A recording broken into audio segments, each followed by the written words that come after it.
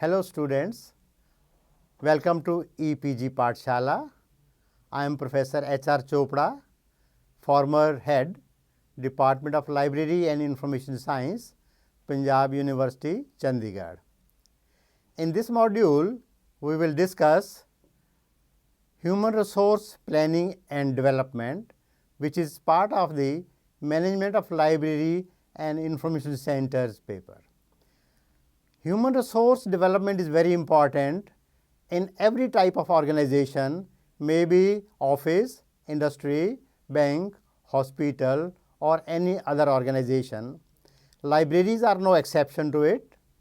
Rather, it is more important in the libraries because in the libraries we have a variety of staff members which are human resource, and these comprise of library professionals, junior and senior, computer people, software engineers, people who do the menial job, people who are concerned with information handling, people who produce the various products of information, and those who provide reference service, information service, etc. So, we have different categories of people in the library, and all of these are recruited keeping in view the job requirement, their specialization and expectation. In the human resource management, we have to take care of what type of people are to be taken, their recruitment process, procedure for recruiting them, their promotional avenues, and other related issues. Similarly, we have to plan how much staff we need. With the increase of documents in the library, or increase of work in the library, or increase of clients in the library, we have to increase the staff accordingly, and it is not proportionate, it is as per requirement. We have to do the assessment, we have to evaluate, and then we have to do the recruitment. Similarly, their promotion, their job description, job requirements, job analysis, and related issues are to be studied. So, this is very important that we take due care for recruitment of the staff, their promotion, and other related issues. When we think of human resource for a library, we think of two aspects. One is planning of human resource and other is development of human resource. In the planning process, we first of all evaluate, assess what is need of the library, various designations, various categories of people, various levels of staff in the library, and how much they are needed. This is decided keeping in view the strength, the collection development, total number of users, size of the library, and related issues. In this planning process, we discuss how much we need and how should they be temporary or regular, should they be for some phase period, for plan period, or for all times to come. Secondly, what will be their pay scales, what will be their emoluments, and also we discussed how these people will be recruited, maybe through employment exchange or through some other method, through advertisement, through selection procedure, and we also appraise them, what we need from them, what will be their duties, what will be their expectations, and how much will be remuneration. I mean the pay scale, pay grades, or fixed emoluments, how much money is involved per year or for that period. Similarly, if they are to be retained and from which source the funds are to be tapped, which will be source of income, and how they will be assessed. Second aspect is human resource development. Once the staff is employed, it is not employed for all times to come in the same designation or on the same salary. Rather, they need to be promoted, they need more emoluments, they need more salaries, they need promotion. For that, they are to be assessed. This will give them initiative, this will give them incentive, this will give them zeal to work, and this way they will work harder, give better output, and they will deserve promotion. If there is opening, they will work harder and they will be elevated to the next higher pay scale. They will get more salaries and this system will go on. So, continuous evaluation is required. In this evaluation, how to evaluate? The top boss or the immediate boss or some outside agency will do that. How they will, or it could be annual assessment or regular assessment. This way they will be elevated. Similarly, the knowledge is increasing, new skills are coming out, new techniques are coming in, new gadgets are coming in, new machineries are coming in, new generation of computers are coming in. So, they are to be well equipped with the latest skills or updating their knowledge. For this updating of knowledge, they may have to go for refresher courses, training programs, short-term courses or long-term courses. They have to update themselves regularly. This updating is not only once in a while, but it should be on regular basis, every year, every 2 years, whenever new things come up, they should be made known.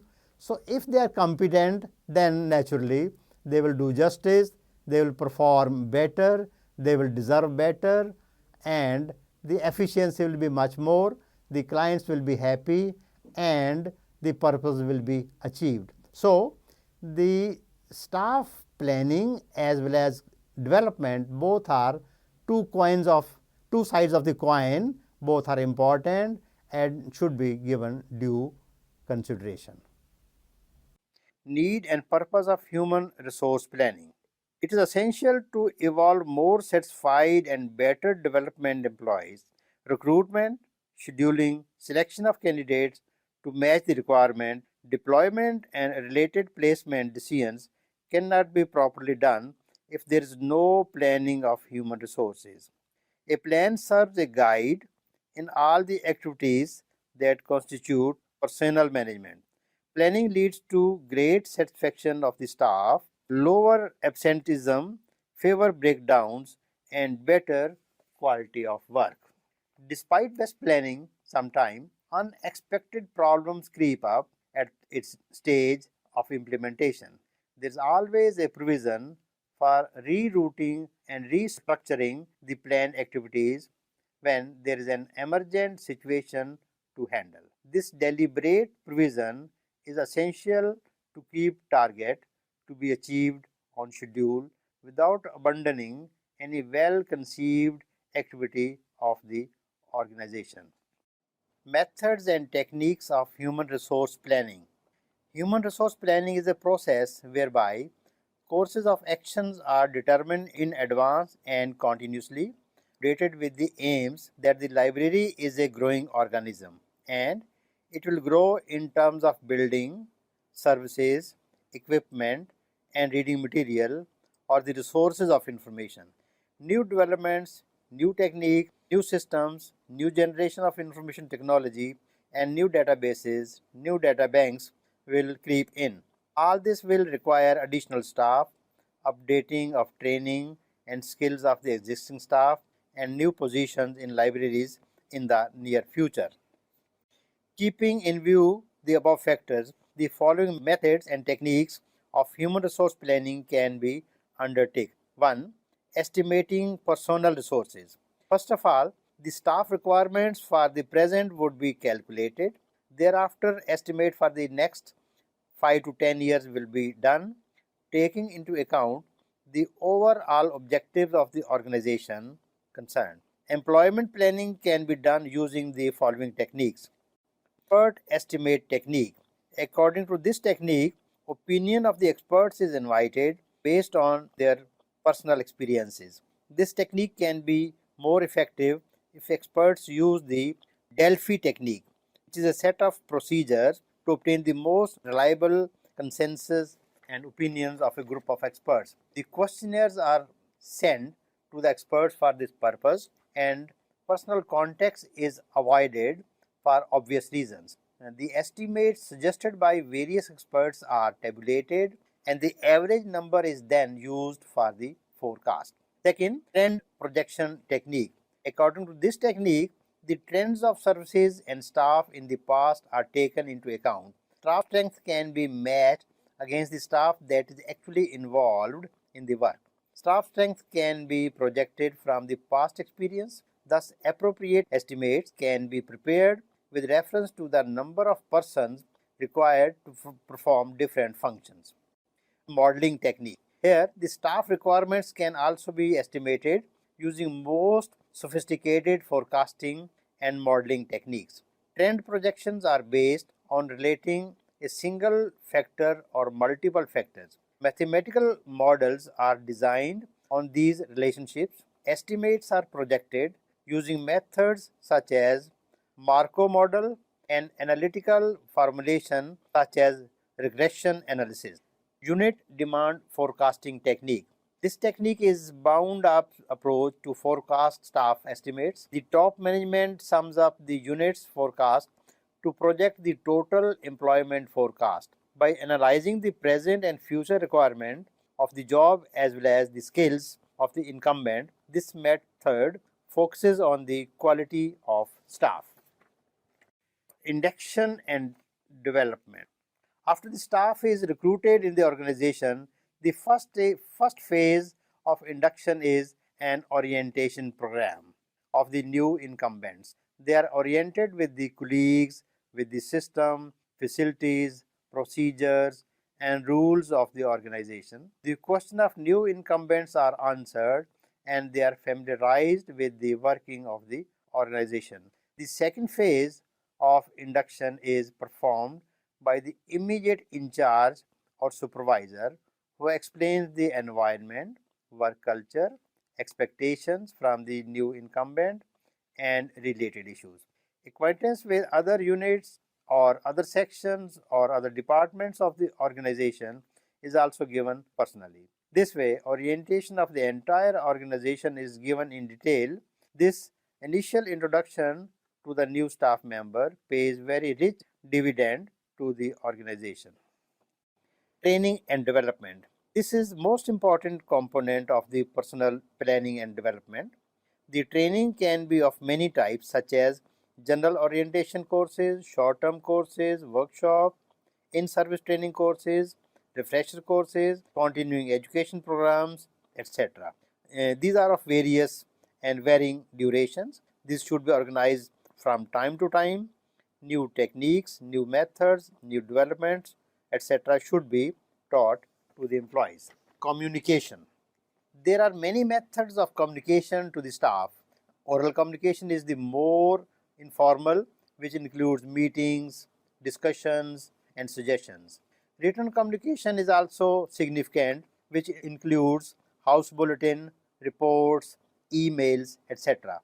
Effective communication with the staff leads to cooperation, coordination, cohesiveness, confidence, understanding, etc. It leads to healthy environment and tangible results. Human resource planning in libraries. We have different types of libraries throughout the world. These are academic libraries comprising of school libraries, college libraries, university libraries, or other teaching type libraries. Another is public libraries, which are meant for general public like children, housewives, retired people, professionals, non-professionals, general public in the society. They need all types of documents, right from fictions, novels, up to the highly specialized knowledge books and documents. Third is special libraries. These are special in size, special in type of document, special type of client they have, special type of staff they have.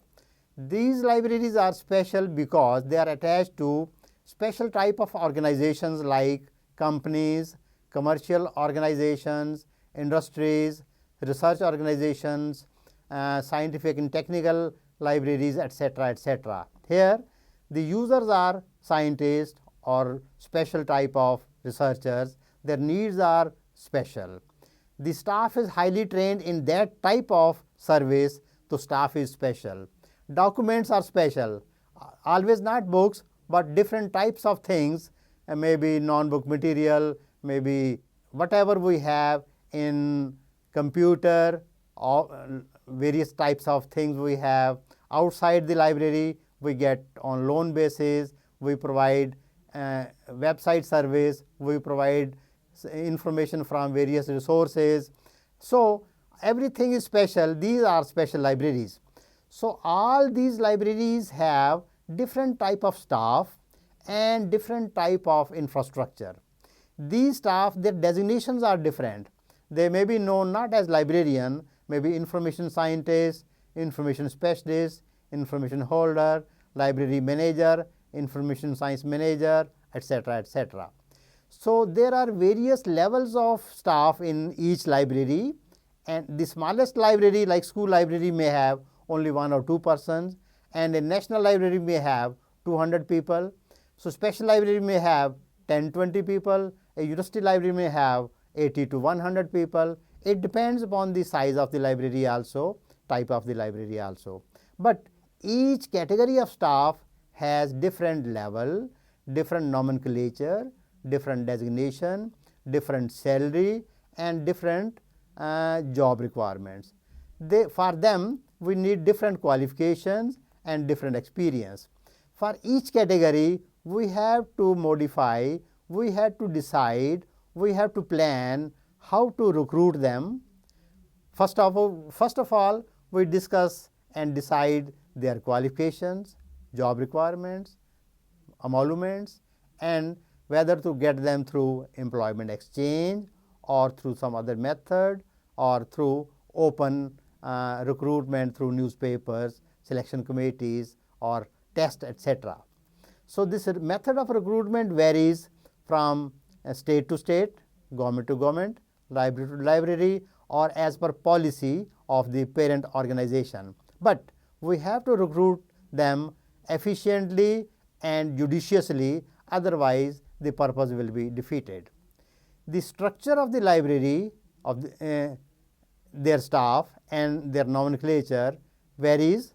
So it has to be notified, it has to be in the handbook, it has to be defined, and people should know what are their job requirements, what is expected from them, and how much they are going to get, what are the promotional avenues, and what are other details. All these aspects are very important, otherwise proper planning cannot be done and recruitment cannot be done, and proper advantage from the staff cannot be taken. Job analysis.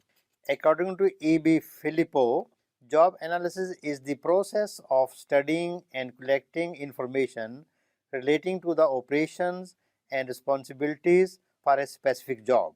The immediate products of this analysis are job description and job specifications. Thus, the job analysis involves the process of identifying the nature of job and quality of the likely job holders. Uses of job analysis. There are many uses of job analysis, such as number 1, organizational design. Job analysis provides relevant information for completing the total steps of organizational design. It provides the base for identifying the contents of different jobs, their interrelationship and interdependence, responsibilities involved in a job, and the authority that may be required to perform the job. Number 2, acquisition of personnel. Job analysis helps in human resource planning, their recruitment and selection, and their orientation and placement. The placement of the staff in specific job is determined by their match with job requirements. Job analysis helps in providing information about such job requirements. Human resource development. The human resource development is undertaken as a continuous process to match the individuals and job requirements. Such is indicated by the information provided by job analyst. This is also helpful in career planning, training, and development of the employees in the organization concerned. Job evaluation and compensation. The worth of a job is determined on the basis of job characteristics and job holders' characteristics.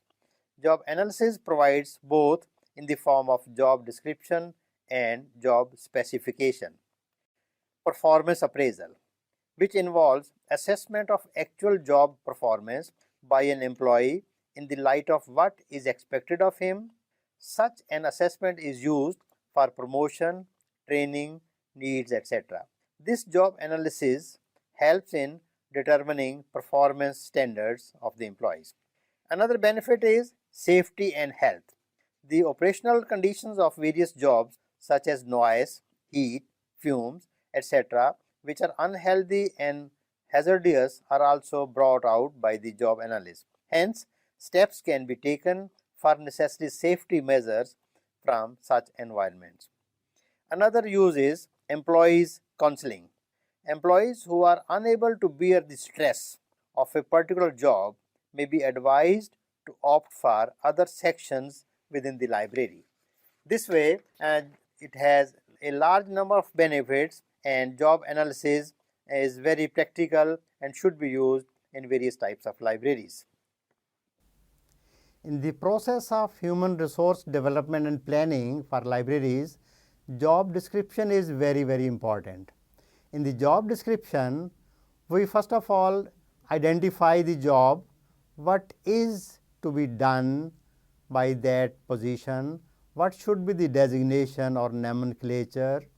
We will give the detailed summary of the job, what is expected from incumbent, various activities to be performed by that person, and the procedure involved in that. So, what that person has to do, how much that has to do, weekly, monthly, what other jobs can be assigned, and what procedure of that job, so that he or she gets the hints, guidance, and there is no confusion. The relationship of this job with other similar jobs, with the institution, with other colleagues, with other subordinates and seniors, are to be defined well in advance and in black and white, so that there is no confusion. Job description also involves job requirements, duties, and expectations. Job specification includes what is to be done and what is not to be done, whether he or she can refuse something, or whether we can or we cannot ask something that is clearly defined in black and white. Job rotation is also significant because he or she can be transferred from one place to other, one section to other, one job to other, within the preview of total same job requirements. So, job rotation is possible or not, up to what extent it is possible, where he or she can be sent and where he or she cannot be sent is defined. Next important factor is job evaluation. Evaluation is so important that we can know whether he or she is efficient or not, performing duties as per requirement, doing good, deserves promotion, deserves elevation, or no. If she or he is not permanent, whether she is to be removed or she is to be made permanent, that depends upon evaluation. Evaluation process is a cumbersome job. We evaluate the job based on daily performance, weekly performance, monthly performance, yearly annual report, and also confidential report of the immediate boss, also some parameters defined for that purpose, and on the whole we can know where he or she stands. This evaluation leads to promotion or demotion, benefits or no benefits, and other related issues. Role of the library authority is equally important. Library authority includes the parent body, maybe library committee, maybe university, maybe district board, whatever type of library it is, the library authority will be determined accordingly. What are their policies, that is equally important, and we will be guided by the policies of the parent body, library authority, and planning of library staff will be done accordingly. So job description is a very important phenomena in the planning process, in the evaluation process, and in the recruitment process and promotion of the library staff. Maybe any type of library, any place, any size, and any country. Role of library committee. All types of libraries have library committees which look after the problems of the library concerned from time to time. The library committee is also known as library advisory committee, library management committee, etc. It is an executive type of committee which constitutes of the librarian as secretary of the library committee, the head of the institution or head of the parent body or chairman is chairman of the library committee, then some faculty members or local legislatures or specialists or representatives of the library authority, they are members of the library committee. The library committee is invited to discuss the issues concerning the library, allocation of funds and related issues. It also discusses the problems of the staff and budgets, future plans, etc. etc. The question arises, is there any need of the library committee? People differ. Some say it is more a formality, more a ritual, and decision is taken by the librarian, but other experts say that library committee is a must. It is a screening committee. The decisions or suggestions or views of the librarians are discussed and reviewed and approved by the library committee. Sometimes they are disapproved, referred back, modified as the case may be. Secondly, the librarian plays safe.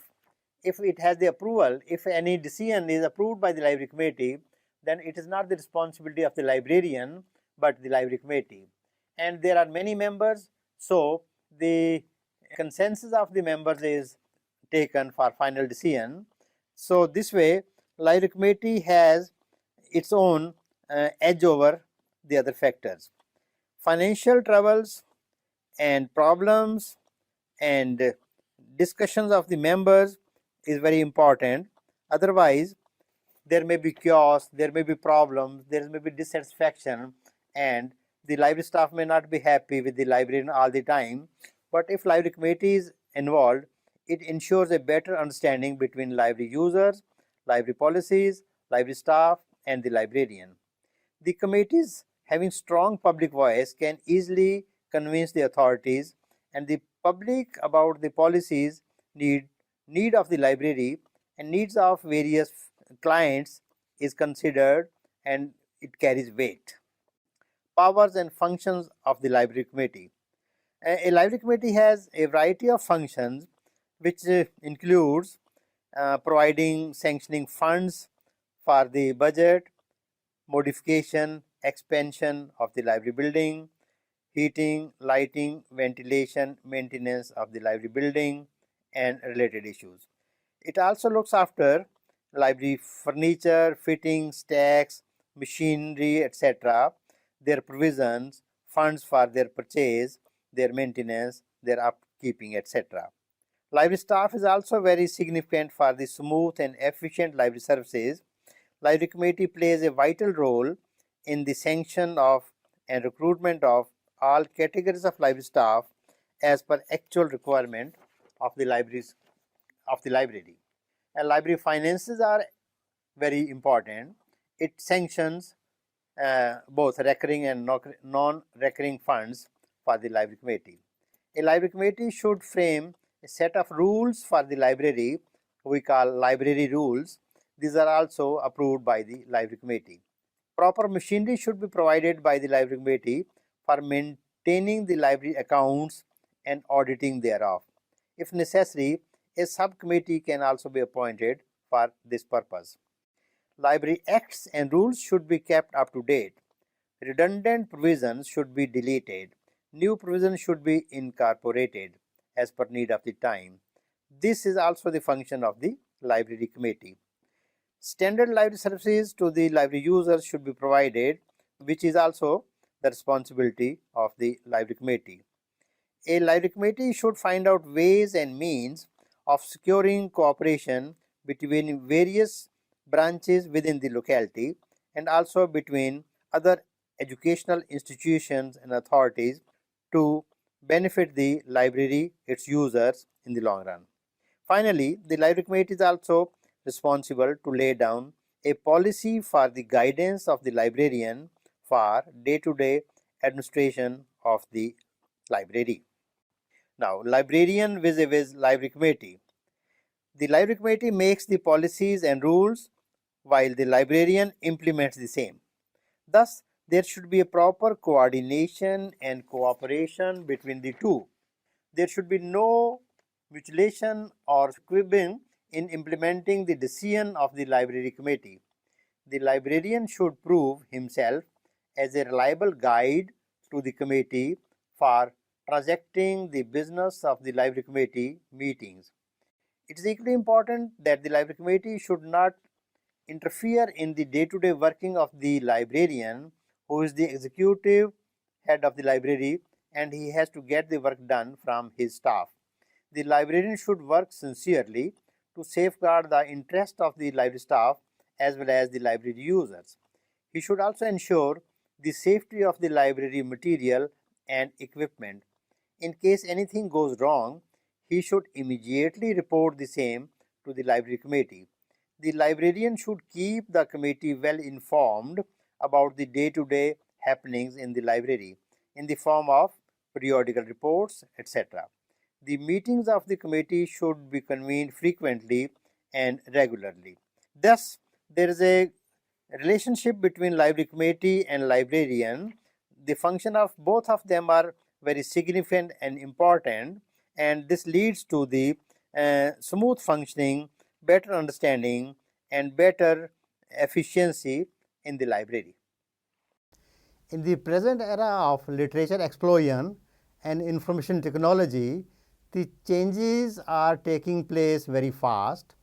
We are having new technology every second day, new type of new generation of internet, new techniques, new gadgets, new databases, and various new websites. Everything is coming up so fast that we have to keep abreast with the latest developments. This is so important that if the staff is not given proper training with the new developments, they cannot they cannot manage, they cannot handle the things. So, they are to be updated with knowledge continuously, regularly, from time to time, maybe through short-term courses, refresher courses, in-service training courses, or whatever system we have in the library. That is important. Secondly, it is equally important that we take into account their promotion. If they are not promoted, if their wages are not increased, if their designation is not changed, they will be static, they will not be interested to continue, they may leave the job. So, we have to have hierarchy of the positions, and their promotional avenues should be open, or their pay scales should be changed and enhanced. That will ensure their upliftment, their benefit, their promotion, and also better work culture in the library. Similarly, there are some general guidelines which are required by the staff. They should be given orientation for that. Finally, when we evaluate their process, when we describe their jobs, when we think of their promotions, guidelines should be clear. These may come from University Grants Commission, they may come from state government or central government, they may come from some international organizations, but the welfare of the library staff is on the paramount. It is very important. If that is kept in view, definitely staff will work harder, the output will be better, and the efficiency in the library will be increased. So, in addition to the library resources, documents, infrastructure, and facilities, the role of library staff, library personnel is very, very important, and in this area the planning of library staff and development of library staff both go side by side. We cannot ignore it.